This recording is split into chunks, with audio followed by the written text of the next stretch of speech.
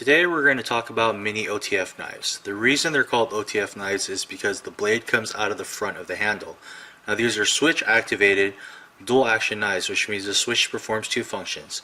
It allows you to close the knife as well as open the knife.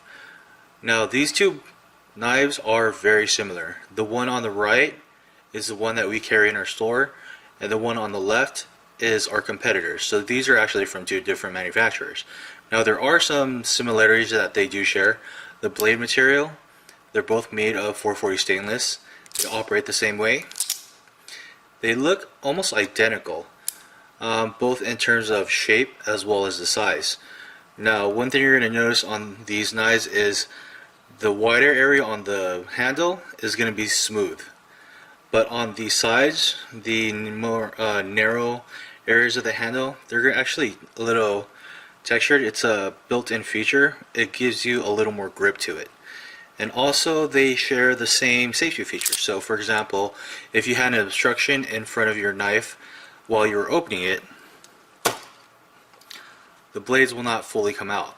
Now once this happens, the blade is going to be kind of loose. That's okay. All you have to do is just pull the blade out and they start functioning correctly again. So those are some of the similarities that they share. There are some differences. Let me go ahead and start with the blade shape. Now for the knives that we carry in our store, our blades are more of a V shape where the edge of the blade is near the center of the blade. For our competitors, the knife has a curve on one edge and the tip is actually closer to the spine than the actual center of the blade. A second difference would be the materials used to create the handles. For the blades that we carry in our store, these are made of aluminum, and for our competitors, the material they used is zinc. There's two things I like to point out about this. One, zinc is actually heavier than aluminum. By weight, it's about 3 times heavier, so this has a little more weight to it. And the second difference would be the application process of the color to the handle. Now these are both black. The ones that we carry in our store, it's more of a matte black. I don't know if you can see it. Try to get the angle there. There you go. There we go. And for our competitor, they have a glossy black finish. Now the reason is the application process of the color onto the handle. Now since we have an aluminum handle, the process we use to get the color onto the handle is an anodization process. So this color is actually part of the handle now. Whereas our competitors, they used regular paint and used I'm assuming a regular paint application process, and they just basically covered it with a layer of paint.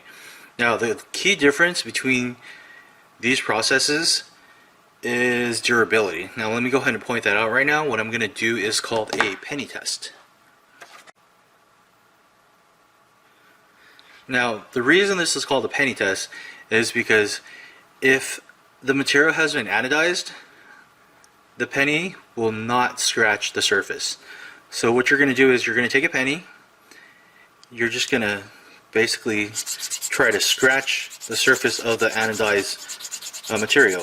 Now what's going to happen if the material has been anodized is it's actually going to leave a layer of copper from the penny. Now this would just wipe right off. There you go. And as you can see, there's no damage to the paint. That's actually just my hand. But yeah, there you go. There's going to be no damage to the surface. There's going to be no scratches. The only thing that was damaged in this process is the penny. Now we're going to try the penny test on our competitor's product.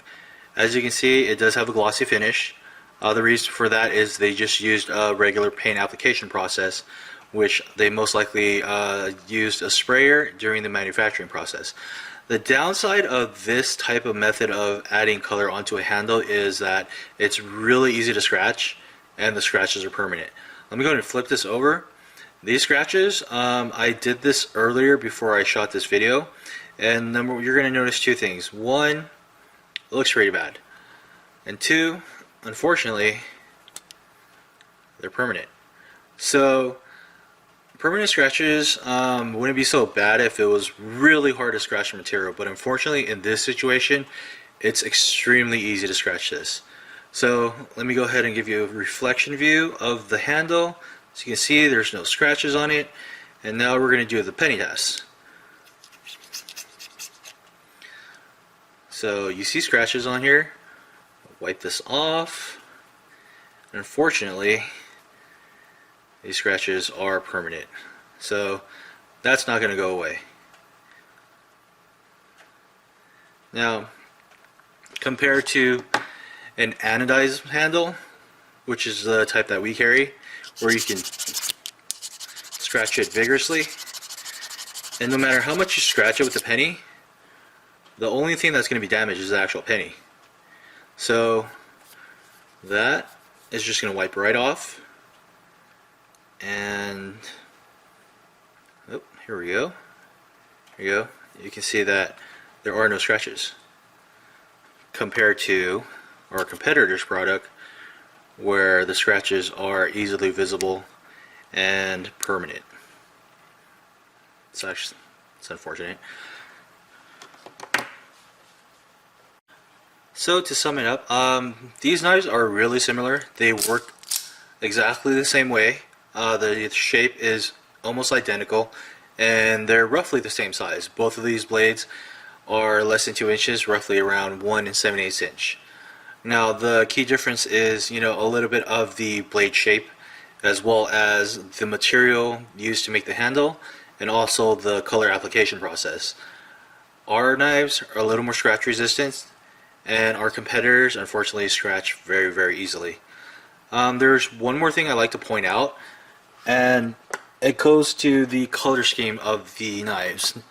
Now for our knives, the switch on the knife actually matches the handle. So for example,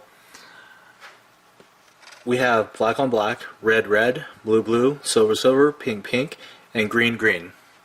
Now for our competitors, for the silver knife as well as the black knife, they do have the same color scheme. You have a black on black and silver on silver. But for the red, the blue, as well as what looks like gold, you have black switches. So that's just a little difference between our knives and theirs. Alright, hopefully you have a little bit more information on mini OTF knives. Alright, thank you very much. Bye-bye.